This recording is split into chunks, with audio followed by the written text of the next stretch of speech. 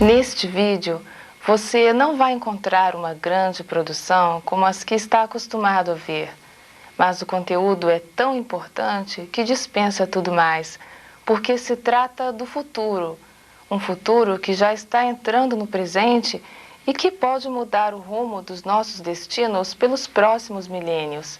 Também não tem rótulo de qualquer religião.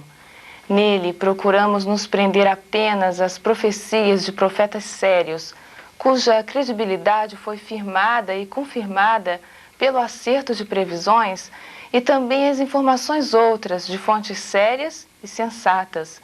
Vamos principalmente procurar responder às infinitas perguntas que pairam na mente das pessoas nessa fase de ansiosas expectativas. O mundo vai se acabar? Vai acontecer alguma coisa? Quando? Como?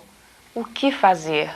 Este é um assunto muito sério e muito forte, podendo carregar de angústias os nossos corações. Mas não adianta tentar cobrir o sol com uma peneira. É melhor conhecer o caminho que teremos diante de nós.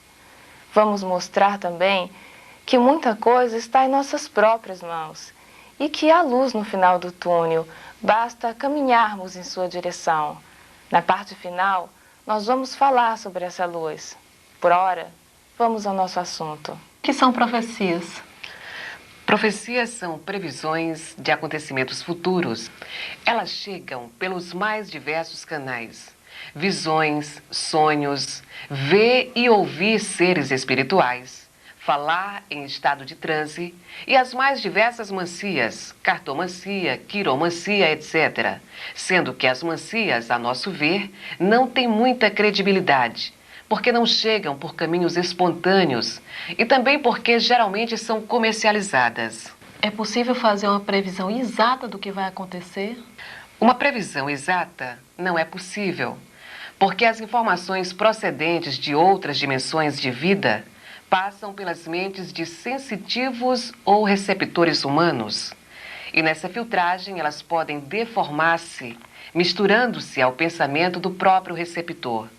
Além disso, as profecias chegam geralmente na forma simbólica, e o profeta ou vidente pode interpretar esse simbolismo de maneira errada, e até mesmo na TCI, ou transcomunicação instrumental, onde seres de outras dimensões se comunicam através de aparelhos eletrônicos, tais como computadores, gravadores, fax, etc.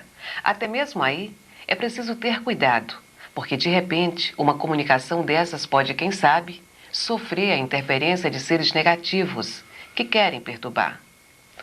Além disso, é preciso saber distinguir as profecias locais das universais e também as que se referem a aspectos físicos, das que tratam do aspecto moral e espiritual.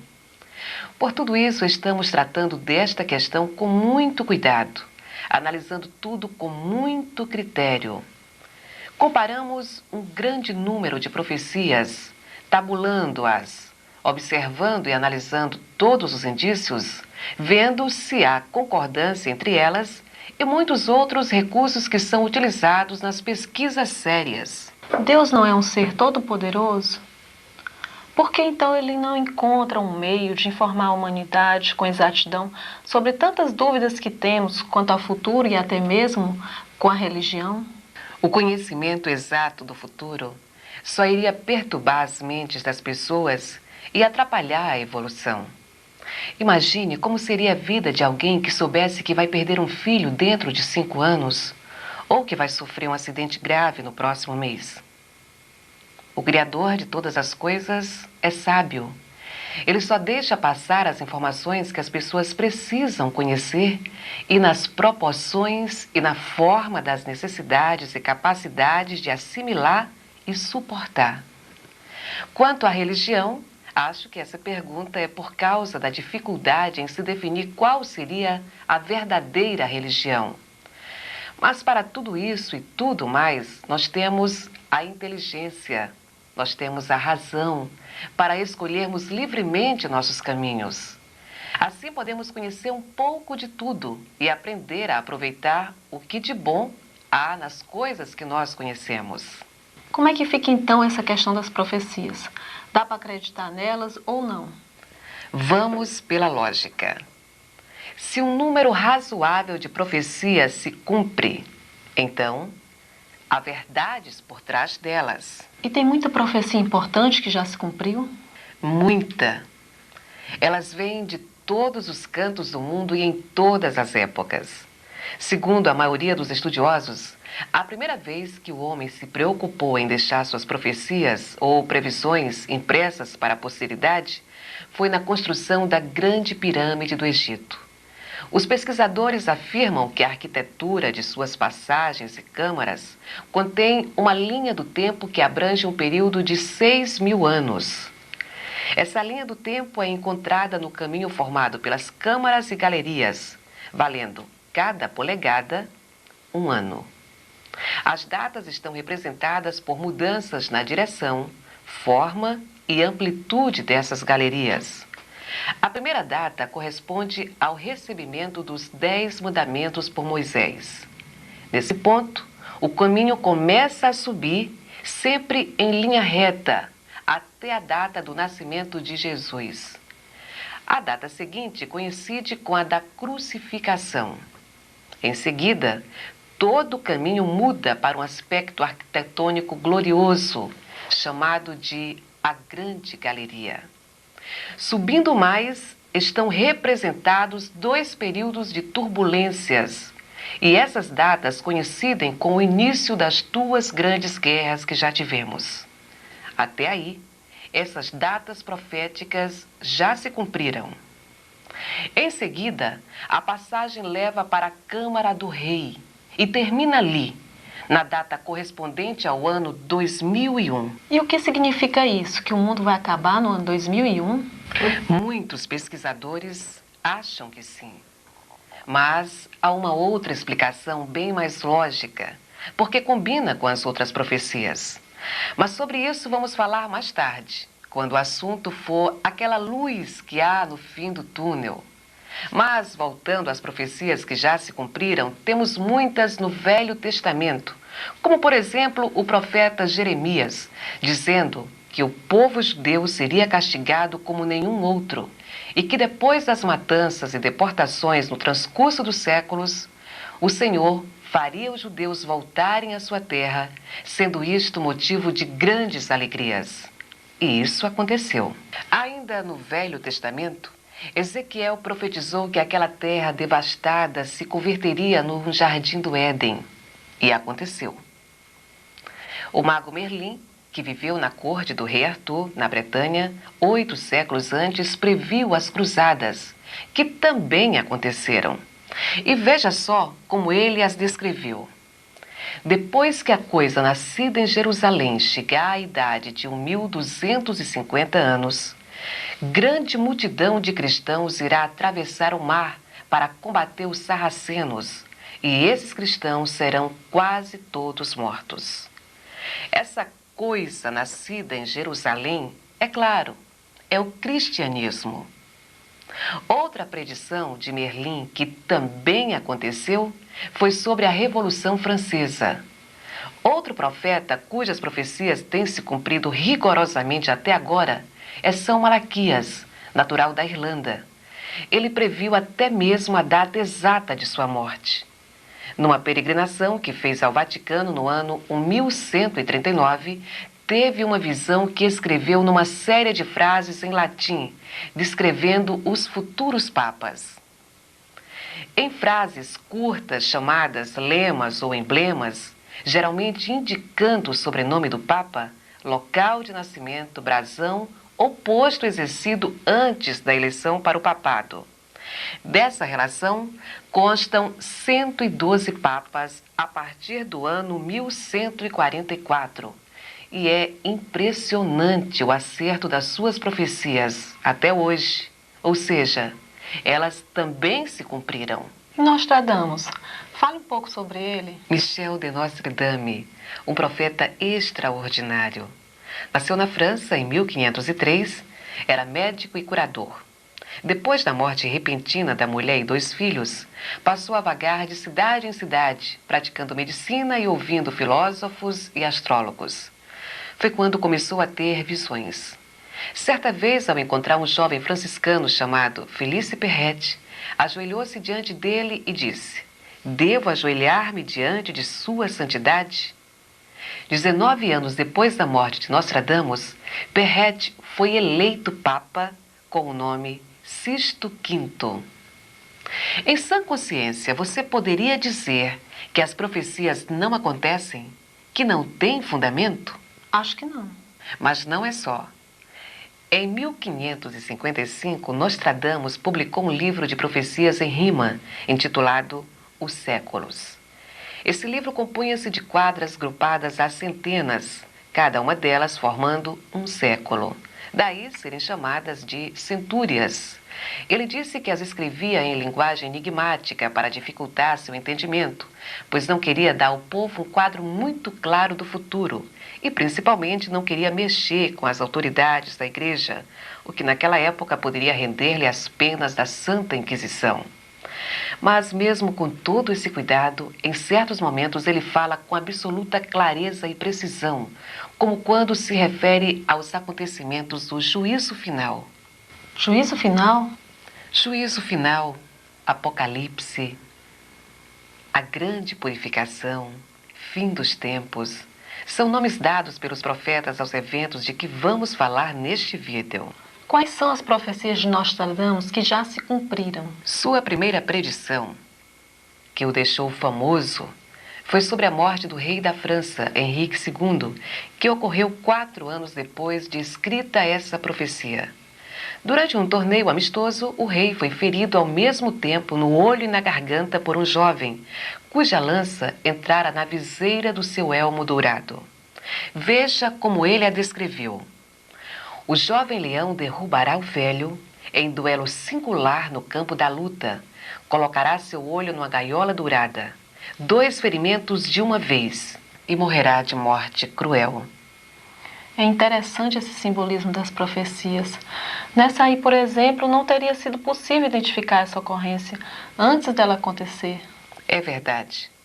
Por isso, muitas profecias só são entendidas depois de acontecerem. Quais foram as outras profecias de Nostradamus que se cumpriram? Ah, foram muitas. Ele previu o incêndio de Londres em 1666, o surgimento, apogeu e queda de Napoleão Bonaparte, a ascensão de Hitler e os fornos crematórios dos nazistas, as bombas de Hiroshima e Nagasaki, o assassinato de Kennedy, a viagem do homem à Lua, a tragédia de Challenger, o Ayatollah Khomeini, a queda do Muro de Berlim, a aliança dos Estados Unidos com a ex-União Soviética e uma infinidade de outros eventos que já aconteceram. Realmente, assim não dá para dizer que são mera coincidência. Dizer isso seria muita leviandade. Mas vamos falar de outro personagem extraordinário, Edgar Cayce, que ficou conhecido como profeta adormecido. Quando criança, Cayce não conseguia aprender nada. A família já estava desesperada com isso. Um dia, ele estava tentando aprender a soletrar quando ouviu uma voz lhe dizendo: "Durma um pouco e nos dê a oportunidade de lhe ajudar." Cayce dormiu em cima do livro e, quando acordou, sabia na ponta da língua tudo o que o livro continha. Depois disso, bastava dormir em cima de um livro para conhecer todo o seu conteúdo. Quando adulto, Cayce perdeu a voz e, já desesperado por não conseguir ajuda com a medicina, resolveu aceitar a hipnose. Recuperou a voz e começou a atender doentes. Ele o fazia em estado de transe ou sono hipnótico, por isso ficou conhecido como o profeta adormecido. Foram tão impressionantes os seus acertos, tanto nos diagnósticos quanto nos tratamentos e curas, que milhares de pessoas desesperadas o procuravam de todas as partes dos Estados Unidos. Bastavam o nome e o endereço do paciente. Nessas consultas, Cayce fazia a leitura de vida dessas pessoas e, em muitos casos, associava os problemas atuais com fatos ocorridos em suas vidas passadas. Hoje, podem ser encontradas 14.000 dessas leituras, arquivadas na Sociedade de Pesquisa e Esclarecimento em Virgínia, Estados Unidos. Mas, nesses estados de transe, Cayce também fazia profecias. Das que já aconteceram, ele previu, entre outras, a queda da Bolsa em 1929, as datas do início e fim da Segunda Guerra Mundial, o raio laser, a descoberta dos pergaminhos do Mar Vermelho e a queda do comunismo na União Soviética. Ele também fez profecias para o futuro? Fez várias. Logo mais vamos falar sobre elas. Por enquanto, vamos lembrar que também a Cabala judaica é um repositório de conhecimentos iniciáticos antiquíssimo. E ela traz inúmeras profecias que já se cumpriram, como por exemplo, sobre Hitler, cujo nome está escrito com toda a clareza no Torá, ao lado do número 6 milhões em hebreu e da palavra hebraica para a Alemanha. E foram 6 milhões de judeus que sofreram ou foram mortos sob as ordens de Hitler. E a Cabala também faz previsões exatas para o que chama de Armagedon.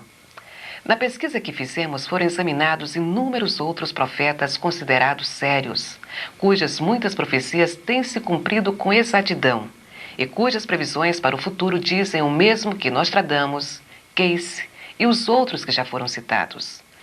São profecias que podem diferir nos detalhes, na interpretação dos seus detalhes, mas, na essência, todas dizem a mesma coisa. Mas não vamos falar neles, porque seria por demais cansativo e repetitivo. Só está faltando, então, falar em profecias feitas por seres espirituais. Pelo que se sabe, os espíritos não se ocupam muito com previsões, a não ser em certos casos. Ramatiz é um que fez muitas previsões para a segunda metade desse nosso século, e isto nos anos 40, quando nada fazia supor que tudo mudaria tanto. O acerto das suas previsões é simplesmente impressionante. As comunicações de Ramatiz foram feitas através da psicografia do médium Hercílio Mais, e ele falou detalhadamente sobre as mudanças que iriam ocorrer nessa segunda metade do nosso século, em todos os setores da vida humana. Mostrou um panorama exato e detalhado do que acontece hoje na Terra. Também Humberto de Campos, espírito, através da mediunidade de Chico Xavier, fez algumas previsões com relação ao Brasil. Na parte final deste vídeo, nós vamos falar sobre isso. Mas uma coisa ninguém pode contestar: profecias se cumprem. E como se cumprem?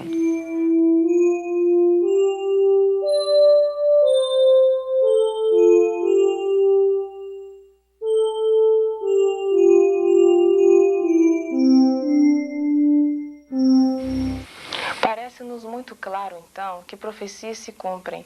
Não queremos afligir a você que nos assiste, mas sentimos-nos obrigados a dizer a verdade, aquilo que acreditamos ser a verdade, não porque alguém ou alguma religião diz assim, mas porque os fatos e o bom senso sinalizam claramente para a realidade do que dizemos.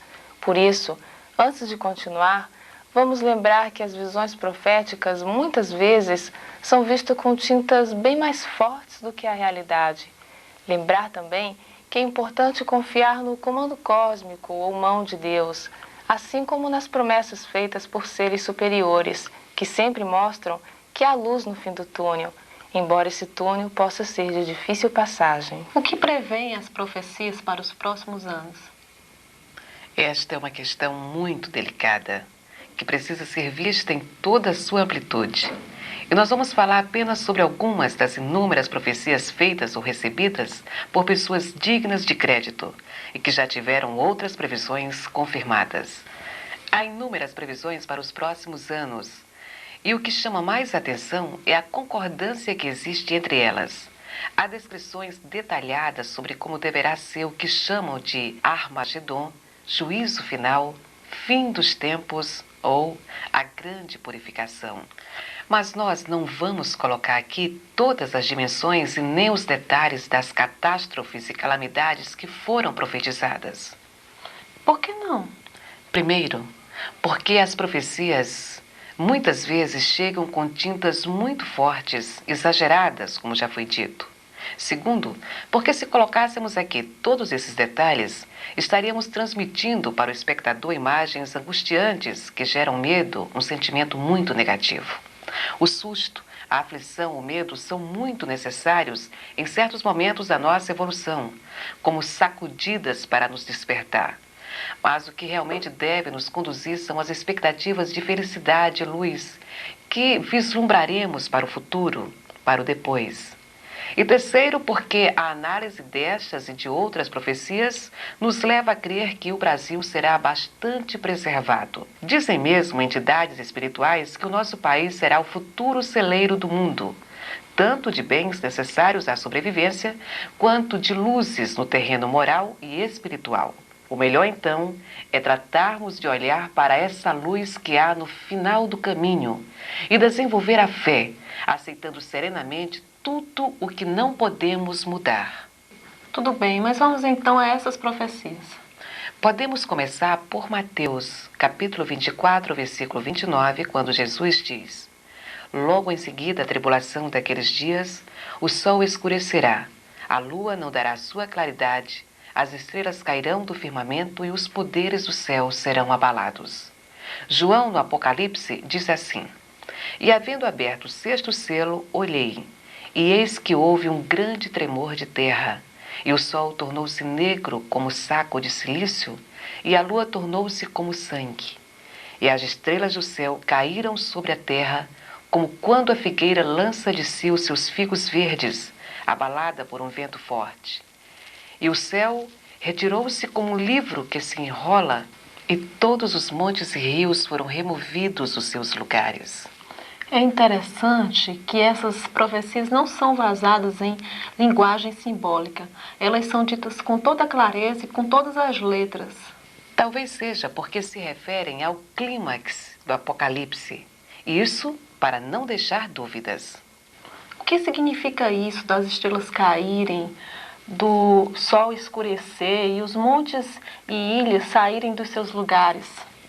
Essa figuração está muito presente nas profecias que falam sobre o juízo final e tudo indica que ela se refere a algo que deverá mexer com o eixo da Terra. Sabemos que esse eixo tem uma inclinação de mais de 23 graus. Ora, se a Terra girar, voltando à posição normal conforme as profecias, e se esse giro for mais ou menos rápido, a impressão será exatamente essa, das estrelas caindo. E olha que são muitas as profecias que falam sobre isto. E o que poderia provocar esse giro? Há os que entendem que será provocado pela passagem de algum corpo celeste pelas proximidades da Terra. Outros dão outras versões. Nostradamus, na Centúria Terceira, 34, fala sobre isto com toda clareza. Ele diz: Quando o Sol se eclipsar completamente, passará em nosso céu um novo corpo celeste colossal, que será visto mesmo em pleno dia, mas os astrônomos não darão crédito aos seus efeitos porque os interpretarão de outro modo. Então, não haverá provisões devido à penúria, porque esse corpo é de efeito abrasador. Também João, no Apocalipse, quando fala sobre os 7 anjos que tocaram suas trombetas, refere-se mais de uma vez a uma grande estrela que caía do céu, ardendo como uma tocha. E ele fala sobre danos provocados à terça parte de algo, como a terça parte dos rios, do mar, da vegetação, das pessoas. Diz que foi ferida a terça parte do sol, da lua e das estrelas. O que seria isso de ferir a terça parte? Se a Terra girar um terço de sua posição, como dizem as profecias, tudo vai mudar também num terço. Um terço do céu que vemos agora, deixaremos de ver, e assim por diante. E Ramatiz também fala sobre esse corpo celeste, dizendo que ele é de natureza primitiva, que vem se aproximando do nosso sistema e que vai passar nas proximidades da Terra no final do século, e que essa passagem provocará mudanças na posição do eixo da Terra. Como vê, há toda uma linha profética onde as profecias de uns e de outros se casam e se complementam. E Nostradamus dá detalhes. Quando os tempos forem chegados, uma grande transformação se produzirá de tal modo que muitos jogarão a Terra fora de órbita. E na Centúria I, 56-57, ele diz textualmente que a Terra não ficará eternamente inclinada. Também Hermes Trismegisto, o grande instrutor egípcio, já dizia: na hora dos tempos, a terra não terá mais equilíbrio, o ar entorpecerá e os astros serão perturbados em seu curso. Também Edgar Cayce, o profeta adormecido, disse que haverá mudanças cataclísmicas na terra no fim do século, que a Terra vai rachar no oeste americano, que a parte maior do Japão vai afundar no mar, que haverá mudanças polares que vão reverter o campo magnético da Terra, produzindo mudanças climáticas. Disse que muitos litorais serão submersos, que Nova York será destruída, também o oeste americano. Mas isso seria uma catástrofe mundial. Sem dúvida, mas talvez fosse preferível a uma guerra nuclear. É, porque a guerra nuclear deixaria a Terra toda contaminada. Mas continue. Um vidente americano, Gordon Michael Scallion, muito respeitado pelo acerto de inúmeras das suas previsões, diz que vem sendo perseguido por imagens repetitivas de terremotos e vulcões provenientes do Anel de Fogo, uma fenda longa e profunda que existe na crosta da Terra. Essa fenda zigue-zagueia pelos litorais do Pacífico, do continente americano, Rússia, Japão, Ásia e a maioria das ilhas do Pacífico Sul. Esse nome, Anel de Fogo, é por causa das centenas de vulcões e terremotos que são gerados sob a crosta do anel. Scallion diz que veremos surgir novos vulcões porque o magma, ou as lavas, estão inchando por causa de um grande acúmulo de gelo nos polos e porque o equilíbrio ou giro da Terra sobre seu eixo está desequilibrado. Ele acha que a Califórnia vai partir em seu ponto mais fraco e parte dela vai deslizar para dentro do mar e que essa ruptura vai gerar um efeito dominó mundial, desencadeando cataclismos. Scallion diz ainda que isso vai afetar o campo magnético da Terra, que por sua vez provocará mudanças climáticas. Parece que todos eles falam nessa mudança no campo magnético da Terra. Mas se isso acontecer, vai ser terrível. É verdade. Mas uma guerra nuclear, acho que seria muito pior. Por que você diz isso? Pense no seguinte, que é apenas uma ideia. Ao que se sabe, há países extremistas liderados por fanáticos e que se acredita tenham a bomba atômica. Sabe Deus o que pode estar sendo gestado por aí. Aliás, várias profecias falam numa guerra nuclear. Nostradamus fala no terceiro anticristo, que deverá provocar a terceira guerra mundial. Agora preste atenção no seguinte. Em Mateus, referindo-se a esta nossa época, Jesus disse: não fossem aqueles dias abreviados, nenhuma carne se salvaria. Você quer dizer que os poderes superiores teriam programado esses cataclismos com a mudança no eixo da Terra e suas consequências para evitar uma guerra nuclear? É uma suposição bastante sensata, mas apenas suposição. Mas há outros detalhes importantes. Se esta profecia sobre a mudança na posição do eixo da Terra se cumprir, isso vai promover também a última parte das profecias que falam num novo céu e numa nova terra, ou seja, uma nova face para o nosso planeta, sob um céu diferente. Como é essa profecia de um novo céu e uma nova terra? Nós vamos falar sobre isto daqui a pouquinho. Tudo bem. Vamos então voltar às catástrofes, pois parece que é impossível falar em profecias sem falar nelas. O que exatamente vai acontecer? Se é que vai acontecer alguma coisa. Observe que o nosso papel neste vídeo é apenas o de analisar com muito cuidado as profecias e não o de fazer previsões. E por essa análise, o que nos parece mais provável é justamente o que foi colocado até agora. Alguma coisa, talvez a passagem de um corpo celeste, ou talvez essas explosões no anel de fogo, ou quem sabe as duas coisas juntas ou outras, provocando a mudança no eixo da Terra e com ela gerando catástrofes imprevisíveis. Com isso, tudo deverá ficar diferente, desde os aspectos geológicos até a vivência dos seres. Tudo indica que haverá uma mudança radical e estrutural no mundo nesses próximos anos. Mas afinal, vai haver um fim do mundo, como entendem tantas religiões e tantas pessoas? Pelo que dizem as profecias, não haverá um fim do mundo, mas uma renovação. Só que essa transição deverá ser extremamente traumática. Nesse ponto, todas as profecias são unânimes. Na verdade, é muito assustador, apesar das profecias indicarem que não vai haver um fim do mundo. É verdade. Mas não é escondendo a cabeça debaixo da areia que vamos nos livrar da tempestade. Mas é preciso ver também que as profecias sempre indicam um depois. Elas falam numa terra renovada, numa humanidade renovada, fraterna, justa, feliz. E olha que essa perspectiva é muito boa para quem não aguenta mais tanta injustiça, tanta violência, tanta desonestidade, tanta miséria. Mas sobre isso, nós vamos falar daqui a pouquinho.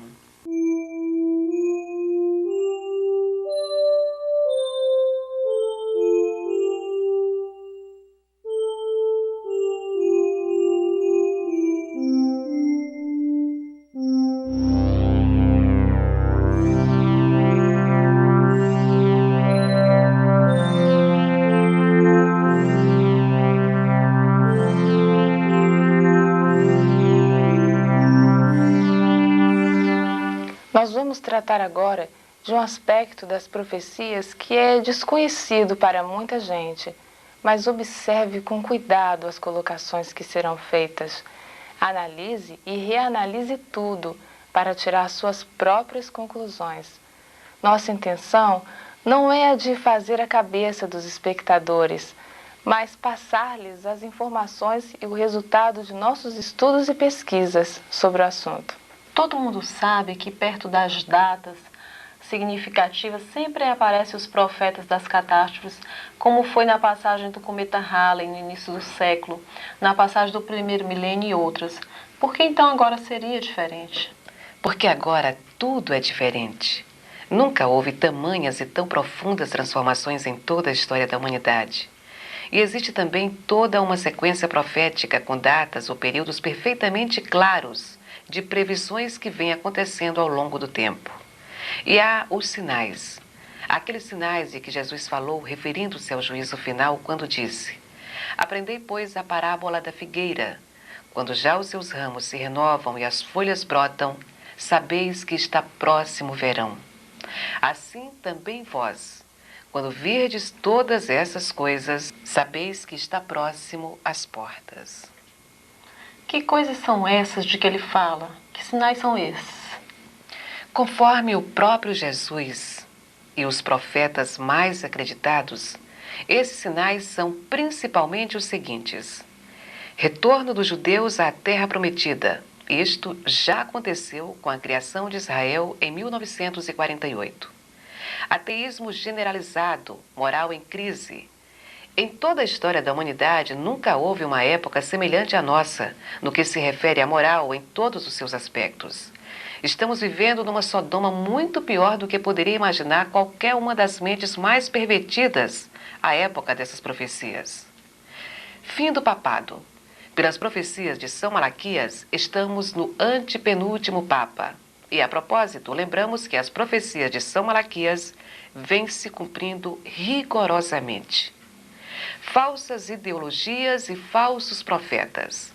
Nunca se viu tantas ideologias exóticas e mesmo absurdas, e tantos profetas ou líderes religiosos espúrios quanto nos últimos anos. Líderes esses capazes de conduzirem seus rebanhos até mesmo ao suicídio coletivo, como tem acontecido, e outras coisas mais. Guerras e rumores de guerras. Sem comentários.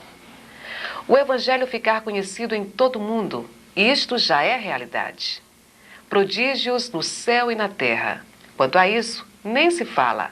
Viagens espaciais, aviões, satélites artificiais no céu, na terra, a tecnologia tem conseguido prodígios jamais imaginados. Crescimento do mal sobre a terra. Em Mateus, capítulo 24, Jesus diz: E por se multiplicar a iniquidade, o amor se esfriará de quase todos. Esse é o retrato exato da humanidade desses anos. Há tanta violência, injustiça, corrupção e vícios que as pessoas não amam mais. Não há nem mesmo aquela gentileza, aquela atenção que havia antigamente nas relações entre uns e outros. Indiferença. Muitos por falta de informações, outros porque acham mais cômodo tentar ignorar o que está acontecendo. Outros ainda porque acham que nada poderão fazer. Preferem não se ocupar com o assunto.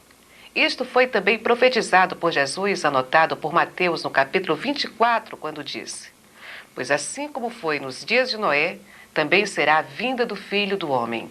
Porquanto, assim como nos dias anteriores ao dilúvio, comiam e bebiam, casam-se e davam-se em casamento, até o dia em que Noé entrou na arca e não perceberam, senão quando veio o dilúvio e os levou a todos. Ou seja, eles estavam tão despreocupados, tão envolvidos em suas curtições, que não deram a mínima atenção a Noé e aos seus avisos de que o dilúvio estava por acontecer. Este é também o retrato fidelíssimo dessa nossa época. E, por fim, o princípio das dores. Em Mateus 24, versículos 6 e 7, Jesus diz assim: Porquanto se levantará nação contra nação e reino contra reino, e haverá fome e terremotos em vários lugares. Porém, tudo isto é o princípio das dores. Esse quadro retrata fielmente esse nosso século. Já tivemos 2 guerras mundiais, terremotos e fome como nunca antes na história do planeta. Por mais que queiram dourar a pílula, a verdade é que jamais houve tantos e tão terríveis terremotos, inundações, trombas d'água e flagelos de toda a natureza como nos últimos anos. A fome no atacado, ou seja, em doses macroscópicas, mata milhões de pessoas, como se vê nos noticiários sobre a Etiópia, Somália, Angola, no Zaire. A fome está presente no Brasil e em tantos outros países com boas condições climáticas e solo fértil. Epidemias as mais variadas vêm assolando a saúde das pessoas, sem falar em doenças terríveis como o câncer e a AIDS. São coisas nunca antes vistas na Terra. Tudo isso é verdade. A violência, por exemplo, está presente no psiquismo coletivo da humanidade. E não adianta dizerem que ela é motivada pelas pressões sociais, pelo estresse, pelas dificuldades da vida e outras tantas.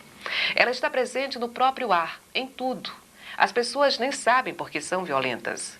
E além da pura violência, há toda uma aura de perversidade envolvendo o planeta. E então, vemos jovens, até mesmo adolescentes, matarem os próprios pais, irmãos, avós, com a maior tranquilidade, como se estivessem tomando um picolé. Ou então, atearem fogo no ser humano só para se divertirem. Um filme, para ter sucesso, precisa ter muita violência, muito sexo ou muito horror. E as drogas, então? Esse dragão monstruoso que anula os valores morais nas mentes de seus usuários e que nenhum governo, por mais poderoso, não consegue vencer. E a prostituição infantil. Só mesmo uma alma profundamente degenerada, extremamente pervertida, pode ter prazer em fazer sexo com uma criança. E hoje é comum o próprio pai estuprar a filha. E em muitos casos, a criança estuprada é ainda um bebê. Ninguém pode negar que há milhares de monstros humanos vivendo entre nós. Eu gostaria de saber o que é que na prática vem provocando essas mudanças tão radicais na nossa humanidade.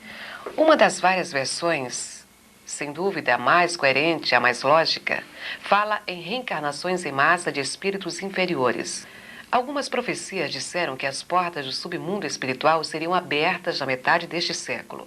Isto quer dizer que milhares, talvez milhões de espíritos atrasados e degenerados tiveram permissão para reencarnar entre nós. Chico Xavier, talvez o mais confiável médium do mundo, conta que nos anos 40 foi levado em corpo astral a uma comunidade espiritual numa região do umbral inferior, ou seja, muito baixa. Lá estava acontecendo uma gigantesca festa, pois aquela comunidade tinha recebido autorização para reencarnar. E Chico ficou muito impressionado ao observar que aqueles espíritos eram inteiramente voltados para o sexo.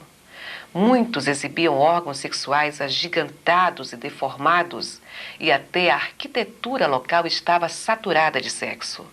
Na ocasião, diz o Chico, estava acontecendo uma espécie de procissão carnavalesca, cujos carros alegóricos eram gigantescas representações de órgãos sexuais. Imagine então esse tipo de seres invadindo os ambientes humanos e reencarnando entre nós. Mas, pelo que foi informado, não foram só os sexólatras, mas também os viciados em drogas, os criminosos de toda a natureza e outros que tiveram a mesma permissão. É claro que esse tipo de presença entre nós só poderia mesmo fazer nossa humanidade mergulhar nesse caos moral e espiritual que estamos vivendo.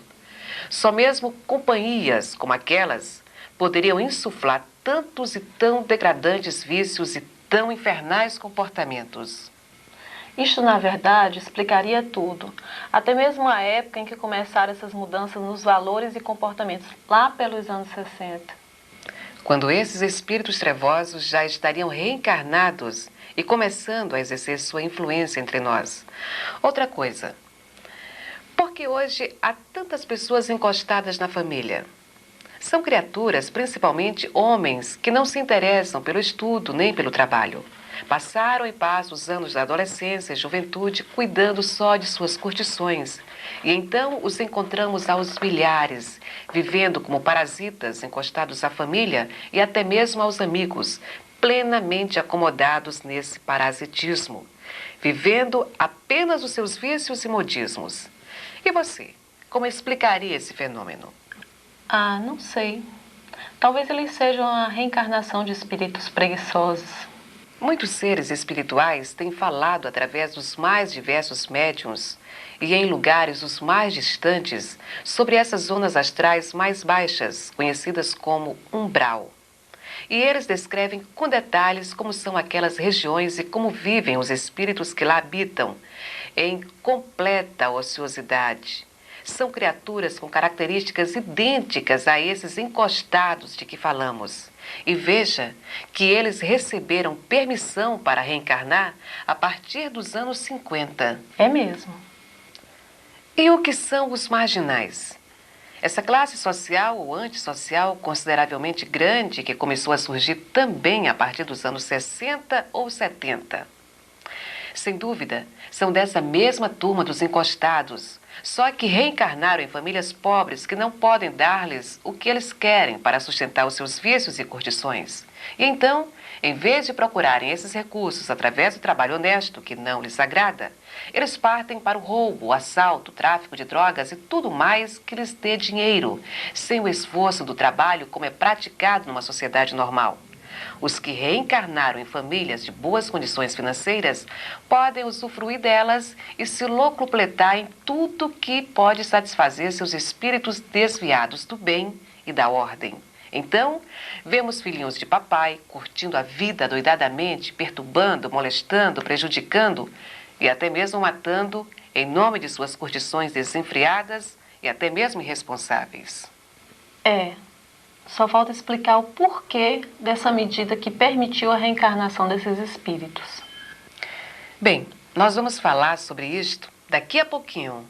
Mas só para concluir essa questão dos sinais de que estávamos falando, podemos então afirmar com segurança que as profecias que se referem a eles estão absolutamente cumpridas. Concorda? É verdade, elas estão realmente cumpridas.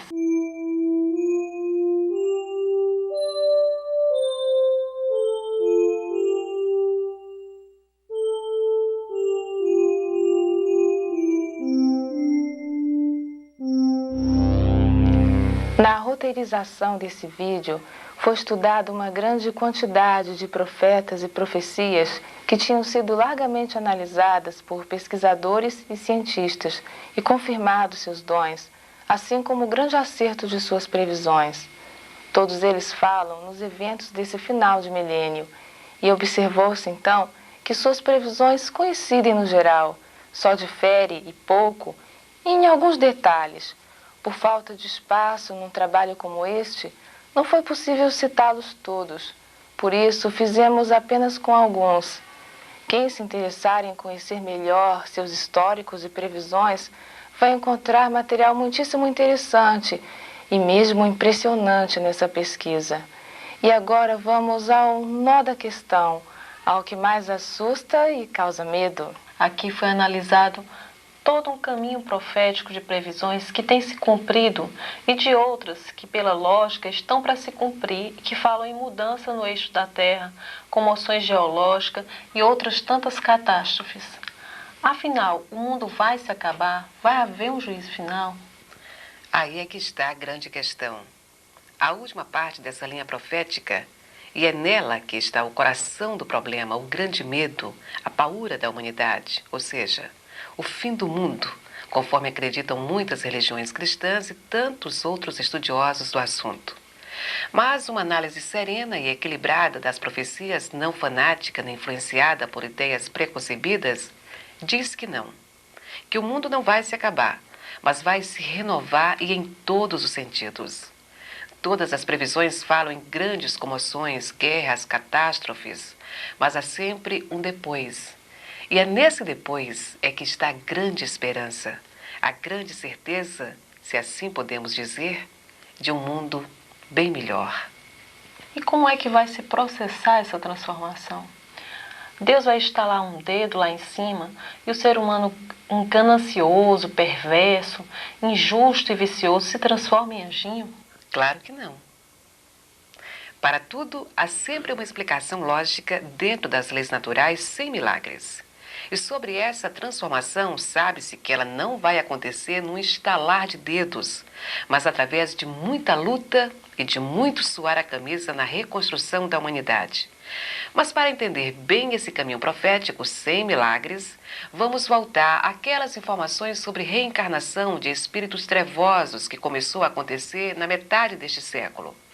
Lembra que dissemos que aquelas presenças entre nós foram a causa das muitas mudanças na conduta humana, por insuflarem tantos e tão degradantes vícios e comportamentos tão infernais quanto esses que acontecem em toda parte? Por que isso aconteceu? Qual a razão dessas reencarnações? Bom, pelo que informam alguns espíritos, essa mudança teve 3 finalidades. Uma, a de dar a essa levas de criaturas moralmente atrasadas uma última oportunidade para se regenerarem. Promover a quebra dos antigos valores assentados mais na hipocrisia do que em virtudes, para produzir uma definição segura dos valores de todas as criaturas, visando uma seleção, uma triagem que vai definir quem fica e quem será expulso da Terra. Como é isso de ficar ou ser expulso da Terra? Há uma explicação bastante racional que tem chegado por inúmeros canais e que fala em exílio planetário. No livro A Gênese, Kardec fala em remanejamentos entre comunidades planetárias, sendo o juízo final exatamente um desses eventos, no qual aqueles que forem classificados como os da esquerda do Cristo são deportados para algum mundo inferior. Isto como medida de saneamento moral e espiritual. E esses espíritos deportados, então reencarnando como filhos dos seres primitivos que lá habitam, terão uma nova oportunidade para se arrepender e refazer os próprios caminhos. E ao mesmo tempo estarão ajudando o progresso material e intelectual daquela humanidade primitiva. Isso faz sentido. Faz muito sentido. É mesmo de uma sabedoria impressionante, um mecanismo realmente justo, sábio, mas é difícil imaginar isso, essa coisa de exílio num outro mundo. Mais difícil talvez seria aceitar a ideia do inferno, como entendem tantas pessoas. Você está querendo dizer que o inferno seria um exílio para o mundo inferior? E por que não? Seria um inferno provisório, não eterno, porque essa ideia de um inferno eterno é simplesmente monstruosa. Acha que Deus iria castigar alguém pela eternidade afora? Essa ideia é realmente monstruosa. Mas quais seriam então os critérios dessa seleção, dessa triagem que decide quem vai e quem fica? Jesus definiu esses critérios inúmeras vezes e com exatidão, principalmente quando disse que o rei vai separar os bons e os maus. Os bons ficarão à sua direita e herdarão a terra, e os maus à sua esquerda, e serão lançados às trevas exteriores. E ele dá detalhes. Os bons são aqueles que amaram o próximo, a ponto de ajudá-lo em suas dificuldades, dando comida ao faminto, roupa ao nu, visitando o doente e o prisioneiro, ou seja, vivenciando a solidariedade. Quer dizer que essas trevas exteriores, a que serão lançados os maus, os antifraternos, seria esse mundo primitivo? E por que não? Mas se for assim, se essa seleção for feita em cima da vivência e da conduta das pessoas, então não são as religiões que vão tutelar a salvação. E isto não é muito mais lógico e justo? Digamos que eu sou de uma religião e você é de outra. Você acredita com toda a sinceridade que a sua religião é a verdadeira. E eu acredito também com toda a sinceridade que a minha religião é a verdadeira. E aí, como é que fica? O panorama religioso da Terra parece um cercado dividido em cercadinhos, onde cada qual briga pelo direito de ser o filho legítimo de Deus e o condutor dos outros.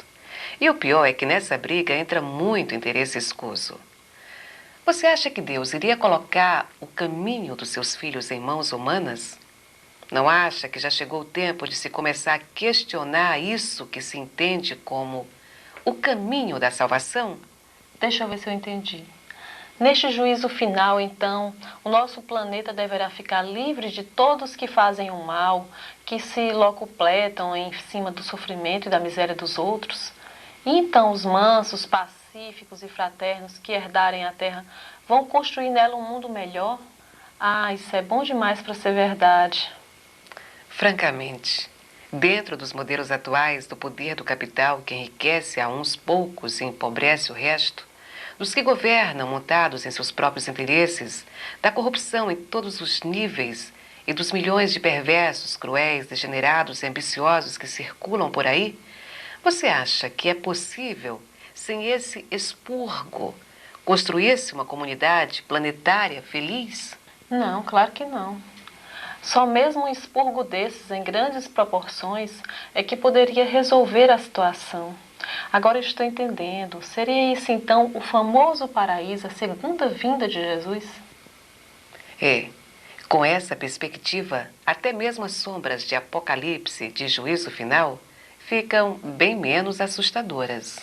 É verdade. Ainda bem que há uma luz no final do túnel, como foi dito no início. Aliás, você ficou de falar sobre isso. O que as profecias falam sobre esses depois. Bem, os 2 últimos capítulos do Apocalipse falam sobre esse depois, onde João começa dizendo: Eis que vi um novo céu e uma nova terra. Nós já falamos sobre esse novo céu e nova terra, que seriam o resultado de mudanças no eixo do nosso planeta. E João continua dizendo: Vi também a cidade santa, a nova Jerusalém, que descia do céu na parte de Deus. Então ouvi uma grande voz vinda do trono dizendo: Eis aqui o tabernáculo de Deus com os homens, pois com eles habitará, e eles serão o seu povo, e o mesmo Deus estará com eles, e será o seu Deus. Observe que beleza de simbolismo esse da Nova Jerusalém descendo do céu da parte de Deus. Jerusalém é o grande símbolo da religiosidade, só que aí ela é nova e vem da parte de Deus, ou seja, é um novo modelo de religiosidade, não liderada por homens sem dono, sem comércio, sem hipocrisias. Será, sem dúvida, a prática pura e simples de um código de ética. Esse que está presente nos ensinamentos de Jesus. Aliás, ele disse certa vez que chegaria o dia em que Deus não seria adorado neste ou naquele local, mas em espírito e verdade. Mas há muitas outras profecias que falam nesse depois. Uma vidente alemã, Virgínia, no começo do século, fez inúmeras profecias que já se cumpriram e outras que preveem o futuro. Ela também falou em catástrofes que deverão ocorrer neste final de milênio e também falou sobre esse depois, dizendo: quando o sol se levantar de novo sobre os túmulos, em sua glória dourada, uma nova geração se levantará no curso do tempo e criará uma nova raça humana. No curso do tempo, quer dizer que não vai ser uma transição repentina? É a tal história de suar a camisa. Pela lógica, O mundo terá de ser reconstruído pelos que ficarem. Mas é claro que isso só será possível e bem mais fácil numa comunidade de criaturas fraternas e pacíficas. Sem dúvida. Mas existem outras profecias que falam sobre esse depois? Tem muitas, até mesmo pela TCI. Que é TCI? É transcomunicação instrumental. Há centenas de pesquisadores sérios, principalmente na Europa, tais como engenheiros, psicólogos, professores, universitários, PhDs em física e eletrônica, recebendo mensagens de seres espirituais e até mesmo extraterrestres através de gravadores, computadores, fax e mesmo pelo telefone. Até a própria Igreja Católica se interessa e muito por essas pesquisas. E esses seres dizem o quê? Bom, entre outras coisas, eles dizem que a nossa humanidade está para mudar de grau e que essa mudança vai acarretar grandes transformações na Terra e virá atrelada a grandes sofrimentos. E a astrologia? Diz alguma coisa sobre essas transformações na Terra? Diz sim. Pela astrologia, o nosso planeta está transitando de um grande signo para o outro, o que significa que estamos vivendo o caos formado pelo final da Era de Peixes e a entrada na Era de Aquário. É a época da destruição dos antigos valores e a procura de valores novos para o novo tempo.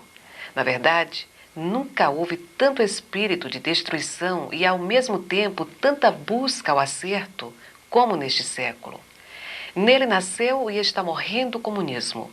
Milhares de tabus foram postos abaixo, as mulheres conseguiram significativas vitórias em suas lutas pela emancipação, os negros pelos seus direitos, os movimentos ecológicos e os pacifistas ganham força, os trabalhadores, os sem terra, sem teto e tantos outros lutam por melhores condições de vida.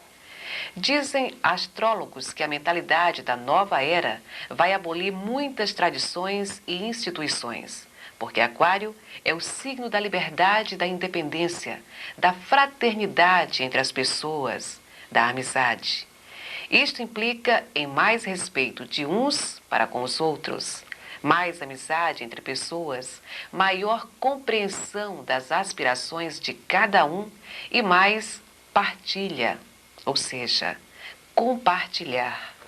É interessante observar que a natureza das crianças nascidas nestas últimas décadas é um verdadeiro grito de liberdade. E nenhuma ciência acadêmica consegue explicar o porquê desse fenômeno. E outra coisa, tem duas palavras que são muito usadas nos últimos anos: fraternidade e compartilhar. É o ser humano ansiando por esses valores. É uma busca ainda confusa, mas firme, a valores diferentes dos atuais. Existem ainda outras profecias que falam nessa nova civilização? Lembra do que foi dito aqui no começo sobre aquela profecia da Grande Pirâmide que termina no ano 2001 e que muitos estudiosos acham que significa um fim do mundo? Pois eles não perceberam o seguinte: a linha profética na Grande Pirâmide termina na Câmara do Rei. Que rei? Se nessa pirâmide não foi sepultado ninguém. Por outro lado, quem é conhecido como o maior dos reis? Jesus? Ele mesmo. Nessa pirâmide nós temos todo um caminho da humanidade, relativo a um grande ciclo de evolução, como a das datas mais importantes, mais marcantes. A recepção dos 10 mandamentos, o nascimento e morte de Jesus e as duas grandes guerras. Esse caminho termina no ano 2001, na Câmara do Rei, ou seja, no reinado do Cristo sobre a terra, onde o seu espírito, os seus ensinamentos estarão presentes na vivência do ser humano. E essa presença já é fortemente sentida em toda a terra. Em todos os níveis e direções, o mundo está mudando, e muito rapidamente. Está se formando uma estrutura psíquica que abrange o coletivo, que vê a humanidade como um todo, do qual cada pessoa é uma célula. Portanto, é preciso buscar a felicidade para o nós e não apenas para o eu. E há a percepção de que o sistema capitalista não tem trazido felicidade para o ser humano e que é preciso buscar novos parâmetros, novas diretrizes, nova mentalidade, assentada em bases mais sólidas na qual a ciência possa fundir-se com a arte, com a espiritualidade, visando o bem de todos e não apenas material, mas também espiritual. Há movimentos como este, o novo grupo de servidores do mundo, que não tem sede, presidente, funcionários, nem registro de seus membros, mas que se compõe de pessoas que trabalham para eliminar as fronteiras entre os povos, raças e ideologias, buscando um sentido de irmandade. É claro que há forças gigantescas ancoradas em gigantescos interesses, lutando para que as coisas continuem como estão, mas as forças que pedem mudanças são muito maiores. Uma coisa fica então muito clara: o mundo não vai se acabar. A humanidade não vai ser exterminada. O apocalipse será apenas uma transição, uma renovação. Uma parte da humanidade vai permanecer aqui para construir um mundo melhor. E nós? Você, eu? O que vai acontecer conosco? O que vai acontecer com o Brasil? Bem, sobre isso, nós vamos falar daqui a instantes.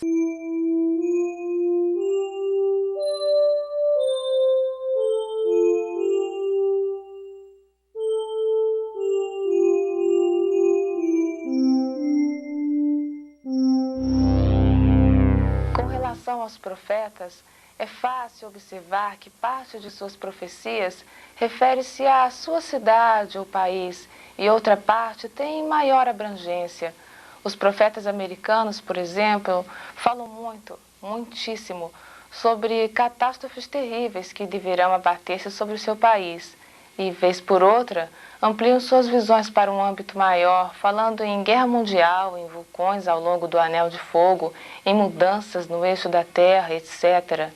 Profetas europeus falam em guerra e em destruição, em catástrofes ecológicas, mudanças do eixo da Terra e até mesmo os aborígenes da Austrália fazem também as suas previsões. E sobre o Brasil, existem profetas em nosso país? Dizem que o Brasil é um verdadeiro celeiro de sensitivos e médiuns, porque não se ouve falar em profetas brasileiros. Talvez pelo fato desse país estar numa região de maior preservação planetária. Como é isso? Há uma profecia ou previsão que, se for verdadeira, pode dar um pouco mais de tranquilidade aos brasileiros. Ela foi feita por Humberto de Campos, espírito, através da psicografia de Chico Xavier, quando falava sobre as catástrofes que deverão ocorrer nos próximos anos. Disse Humberto de Campos que o Brasil será bastante preservado por causa da religiosidade inata e dos sentimentos fraternos que caracterizam o nosso povo. Disse ainda que o nosso país será o berço da futura civilização. Também Dom Bosco, no século passado, profetizou a construção de uma cidade no Planalto Central do Brasil que serviria de berço para a nova civilização do terceiro milênio. E aqui e ali, outros espíritos também dão mensagens que falam nessa preservação. Talvez apenas parcial, mas, de qualquer forma, é bastante confortador. Mas mesmo assim, pelo que as profecias dizem, vai haver um juízo final. Nestes próximos anos, com grandes sofrimentos e aflições nunca vistos em nosso planeta. São previsões muito assustadoras. Eu creio que as pessoas que assistirem este vídeo vão ficar impressionadas. Não seria melhor, já que está tudo previsto, que não se pode fazer nada, não seria melhor ignorar tudo isso? Por que deixar as pessoas aflitas na expectativa de coisas que de repente poderão nem acontecer? Um estudioso das profecias disse que é possível que elas tenham sido feitas não para prever o futuro, mas para mudá-lo. Mas se fecharmos os livros proféticos ignorando seu conteúdo, também nada faremos para mudar as profecias e elas acabarão se cumprindo. Além disso, há também aquela seleção de que falamos e muitas pessoas ainda podem acordar e mudar de vida. Você falou em mudar as profecias. Isto é possível? Bem, Videntes e profetas da atualidade, assim como também inúmeras comunicações de seres espirituais, falam muito sobre a necessidade de mudar para evitar o pior. Até mesmo nas aparições de Nossa Senhora, ela sempre fala que é preciso urgentemente mudar. Mas mudar o quê? De que maneira? Existem milhares de pessoas fazendo verdadeiras correntes de vibrações de paz e fraternidade para a humanidade. Se muitas outras pessoas aderirem a esta campanha, é claro que isto vai gerar um grande potencial de forças poderosas de paz e amor para os ambientes da Terra que podem ajudar a mudar, ou pelo menos atenuar os sofrimentos previstos. Também todos os que trabalham pelos excluídos, por uma sociedade justa, pela defesa do meio ambiente, pela ciência a serviço do bem, os que se esforçam para libertar alguém das drogas, para indicar caminhos mais dignos, os políticos e governantes que lutam por leis e condições mais justas, todos estes também estão colaborando para mudar o futuro. E seu trabalho também é um fator importante para mudar as profecias, ou pelo menos atenuá-las. No mundo inteiro, milhões de pessoas sonham com um mundo melhor e estão trabalhando por ele. São pessoas que não se deixam influenciar pelo psiquismo coletivo vigente em nosso planeta. Criaturas que não se massificaram. São sem dúvida aqueles eleitos de que fala a Bíblia. Não por graças ou apadrinhamentos, mas por seus próprios merecimentos, por sua vivência. E aí cabe recordar o ensinamento muitas vezes repetido de Jesus, quando dizia por parábolas e por palavras, que a cada um será dado de acordo com suas obras. E essa questão da salvação? Do ficar ou ser exilado, se é que isso vai mesmo ocorrer? Como é que nós, você, eu, você que nos assiste, como é que podemos saber o que vai acontecer conosco? Saber o que vai acontecer é impossível.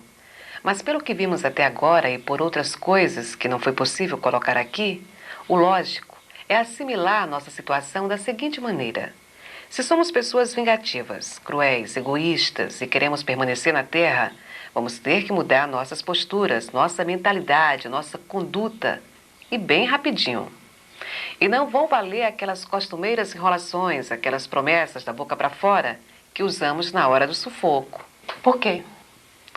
Porque essa seleção vai ser feita em cima dos valores morais das pessoas. E esses valores são aferidos pela vibração característica de cada um.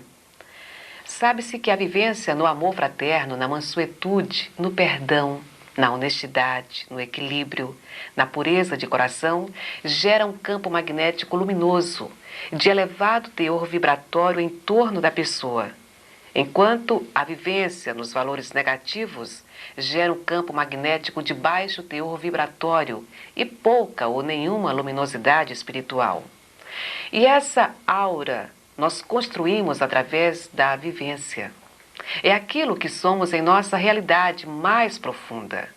Por isso, o jogo do faz de conta não vai funcionar. Os poderes superiores não se deixam enganar com as nossas manhas e artimanhas, pois eles conhecem todas as nossas falsidades, as nossas hipocrisias. Pelo visto, a coisa é séria mesmo, hein? E você acha que não haveria de ser? Como é que alguém pode se transformar assim da noite para o dia? Aí é que está o problema. Primeiro, a pessoa precisa estar absolutamente decidida a realizar essa reforma interior. Depois, é pôr mãos à obra, começando pela faxina, ou seja, limpar o lixo dos pensamentos baixos, mesquinhos, limpar o coração de todos os ódios, mágoas, rancores e falsidades. E nos espaços que ficarem vazios, colocar o amor fraterno, é claro. Também é preciso limpar as emoções de tudo que gera vibração de baixo teor. Se não souber que tipo de emoções são essas, então relaxe, faça uma meditação e descubra por si mesmo. O fundamental é manter limpa a casa mental e o coração cheio de amor fraterno, de fé e de energia. Difícil, não é? Muito difícil, mas se é uma questão de escolha. E que escolha! Muita paz a você. Muita paz. E nós? O que podemos dizer ao final deste estudo? Podemos dizer que se você deseja ter serenidade, não perder o equilíbrio nas horas difíceis, se deseja estar com os eleitos na futura civilização, entenda-se que os eleitos são aqueles que elegeram a si mesmos mediante a própria vivência. Bem, nós podemos oferecer a você um caderninho, um manual, com algumas explicações e vários exercícios práticos, visando a educação da mente, o comando consciente de si mesmo e o crescimento interior consciente, ou seja, o despertamento consciente dos próprios valores. Se você está realmente interessado, escreva para o INARTE solicitando esse material. E olha, ele é gratuito. O endereço é Quadra 22, Alameda dos Jasmins, 323, Cidade 2000, Fortaleza, Ceará. O CEP é 60.190.550. Você também pode informar-se pelo telefone 085, que é o prefixo, e o telefone é 249-6812. Esse material é de graça. E como foi dito no início, não queremos afligir você que nos assiste, mas sentimos-nos obrigados a dizer a verdade, aquilo que acreditamos ser a verdade, não porque alguém ou alguma religião diz assim, mas porque os fatos e o bom senso sinalizam claramente para tudo o que dissemos. As perspectivas são assustadoras, mas a esperança de uma nova civilização pacífica e fraterna deve ser a força capaz de levantar, dar equilíbrio e serenidade em todos os momentos difíceis. E a propósito, você também está convidado a participar da corrente de vibrações para a Terra. É simples. Sempre que lembrar, respire fundo, relaxando. Desenvolva sentimentos de paz e fraternidade e comece a enviá-los para a humanidade, envolvendo todo o planeta nessa vibração. Esse exercício também é excelente para a saúde do corpo e a harmonia da alma. E agora, encerrando este nosso encontro, convidamos você a relaxar.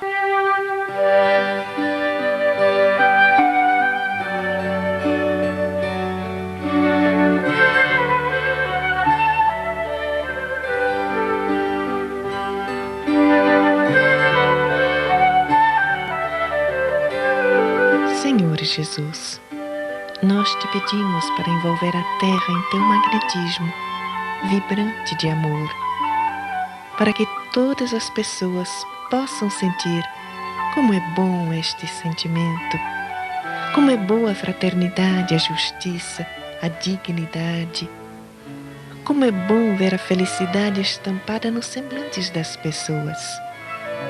Como será bela a Terra depois que passar este apocalipse, e quando a fraternidade nela se desenvolver. Faz a esperança crescer em nós, ajudando-nos a superar todas as dificuldades desta jornada. Guarda-nos, ó Criador, na tua luz.